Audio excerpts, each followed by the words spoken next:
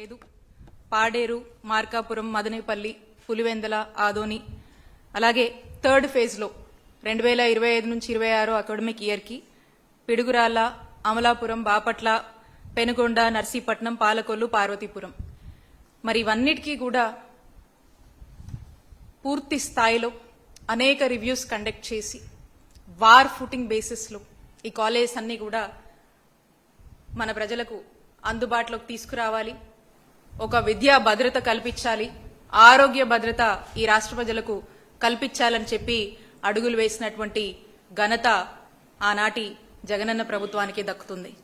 ఇది కేవలం ఒక కాలేజీలు కాదు, ప్రజల ఆరోగ్య భవిష్యత్తు కోసం వేసినటువంటి అడుగులుగా రాష్ట్ర ప్రజలందరూ కూడా భావించారు.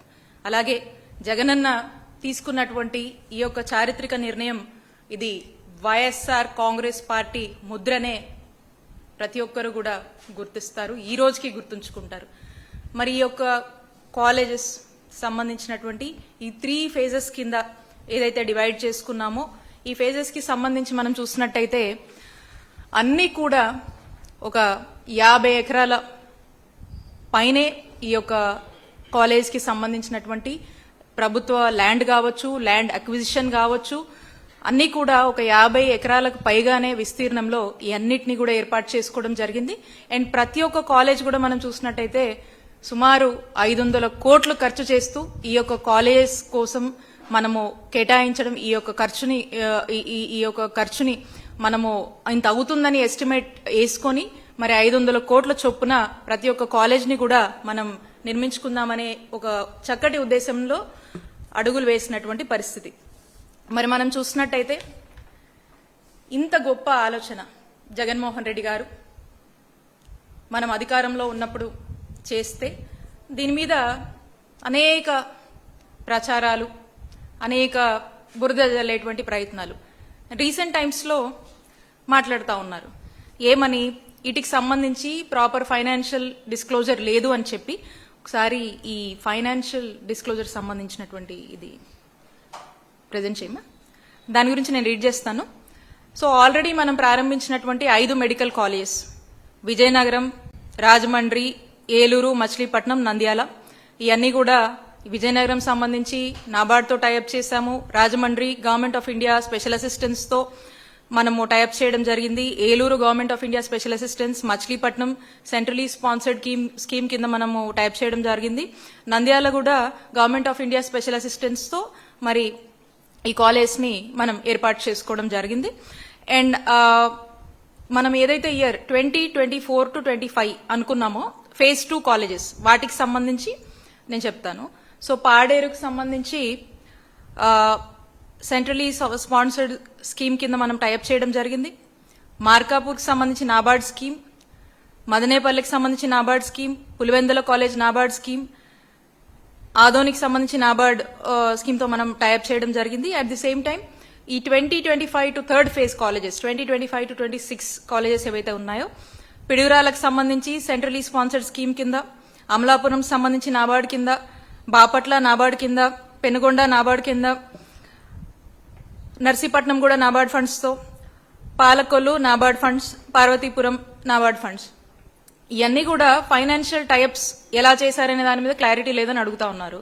సో ఇవన్నీ కూడా ఎలా టైఅప్ చేశాం ఏంటనే దాని మీద ఒక క్రిస్టల్ క్లియర్ ప్లాన్ అనేది జగనన్న ప్రభుత్వంలో జగనన్న గైడెన్స్తో మరి ఈ ప్రాపర్ క్రిస్టల్ క్లియర్ ప్లాన్ని మేము రెడీ చేసి ఈ ప్రకారంగానే పనులు కంప్లీట్ చేసే దిశగా ముఖ్యమంత్రి గారి ఆనాటి మా ముఖ్యమంత్రి గారి డైరెక్షన్స్లో మరి అడుగులు ముందుకు వేయడం జరిగింది. మరి ఈ రోజున ఫైనాన్షియల్ డిస్క్లోజర్స్ ప్రాపర్ లేవని చెప్పి వీళ్ళు మాట్లాడుతూ ఉన్నారు. And at the same time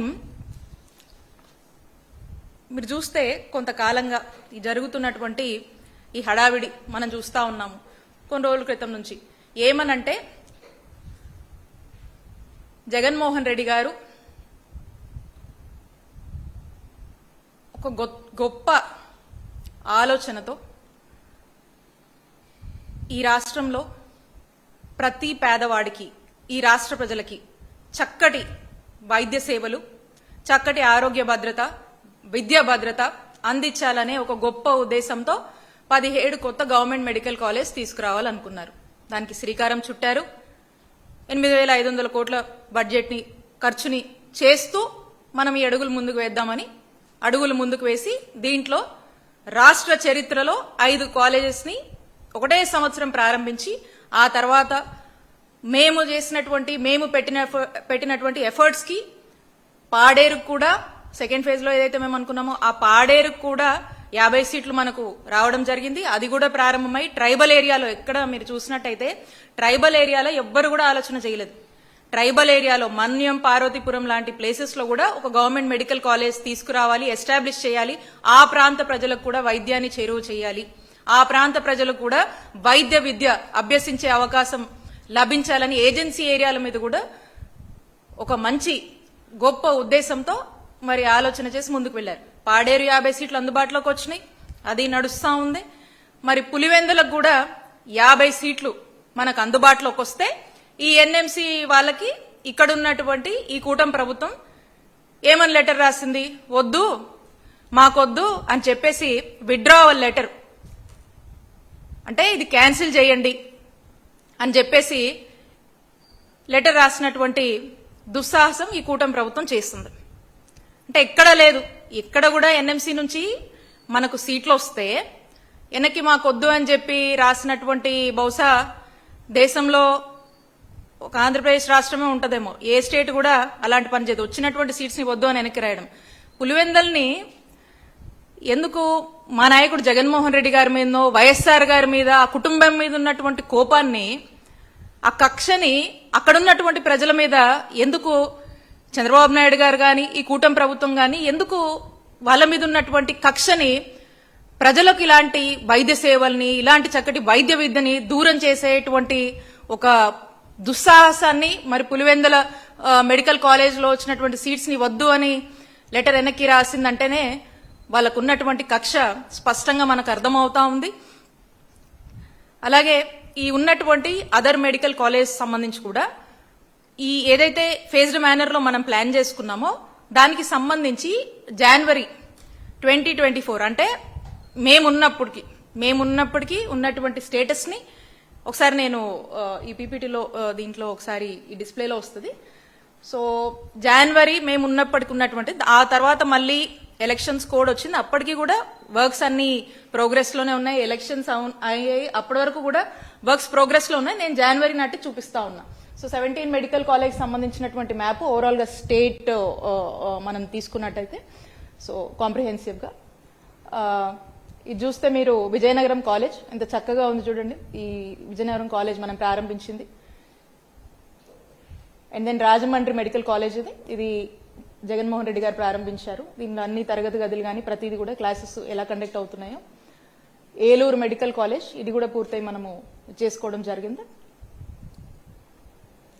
Machilipatnam medical college ఇది కూడా మనము ప్రారంభించడం జరిగింది. ఒకే రోజున మనం 5 కాలేజెస్ ప్రారంభించాము. అందులో భాగంగా మచిలీపట్నం కూడా మనకు ఇది నంద్యాల ఇది కూడా ఫస్ట్ ఫేజ్ లోనే మనం అనుకున్న విధంగానే దీన్ని కూడా మనము ప్రారంభించడం జరిగింది. ఈ ఫస్ట్ ఫేజ్ లో ఉన్నటువంటి ఈ 5 కాలేజెస్ అన్ని కూడా మనం ప్రారంభించాం. చక్కగా క్లాసెస్ అన్ని కూడా జరుగుతూ ఉన్నాయి.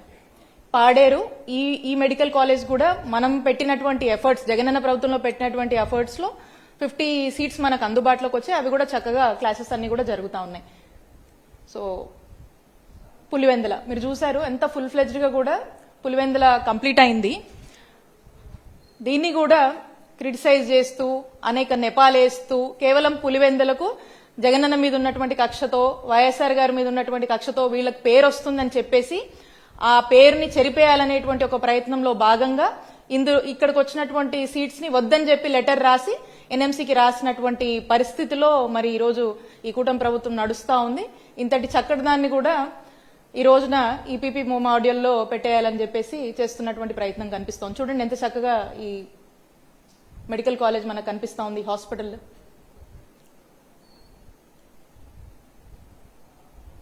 ఈ లెటర్ మనం చూస్తా ఉన్నాము. Withdrawal of letter of permission issued in respect to online application అని చెప్పేసి for the establishment of new medical college with 50 MBBS seats at YSR government medical college Pulivendula వద్దని చెప్పి ఈ విత్డ్రావల్ లెటర్ క్లియర్ గా అర్థమవుతా ఉంది.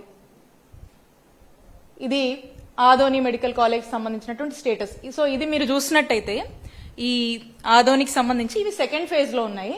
వీళ్ళు గనక సక్రమంగా కూటమి ప్రభుత్వం ఏర్పడ్డాక చంద్రబాబు నాయుడు గారు గాని ఇక్కడ ఉన్నటువంటి ఈ ప్రభుత్వము దృష్టి పెట్టి ఉంటే మనకు ఆల్రెడీ 750 ప్రతి కాలేజ్ కూడా 150 ఎంబీబీఎస్ సీట్లు చొప్పున మనకు అందుబాటులోకి వచ్చాయి. 750 సీట్లు ఎంబీబీఎస్ సీట్లు మనకు ఫస్ట్ 5 కాలేజెస్ లో మనకు అందుబాటులోకి వచ్చాయి. ఇప్పుడు ఈ సెకండ్ ఫేజ్ లో కూడా అనుకున్నట్టుగా దాదాపు మేము మేజర్ వర్క్స్ మేము కంప్లీట్ చేశాం. వీళ్ళు అధికారంలోకి వచ్చాక ఆ వర్క్స్ గనక ఆ కొద్దిపాటి ఇన్కంప్లీట్ వర్క్స్ గనక కంప్లీట్ చేస్తుంటే లాస్ట్ ఇయరే ఈ 5 కాలేజీలు అందుబాటులోకి వచ్చేవి. ఇంకా 750 ఎంబీబీఎస్ సీట్లు కూడా అందుబాటులోకి వచ్చాయి. ఈ స్టేజ్ లో ఉన్నాయి. దీని తర్వాత ఇందాక మీకు చెప్పాను ఎలక్షన్ కోడ్ వచ్చింది. ఎలక్షన్ అప్పుడు కూడా వర్క్స్ నడుస్తానే అంతకుముందు స్టేటసే మనం ప్రెజెంట్ చేస్తా ఉన్నాం. మేమున్న టైంలో దీనికన్నా ఇంకొంచెం వర్క్స్ ఎక్కువే జరిగినాయి. అప్పటికే ఈ స్టేటస్ ప్రెజెంట్ చేస్తున్నాము. ఇది కూడా చేయకుండా ఈ సంవత్సరం ప్రారంభం కాకుండా ఉండడానికి కారణం ఎవరిది? కూటమి ప్రభుత్వం ఉంది కాదా?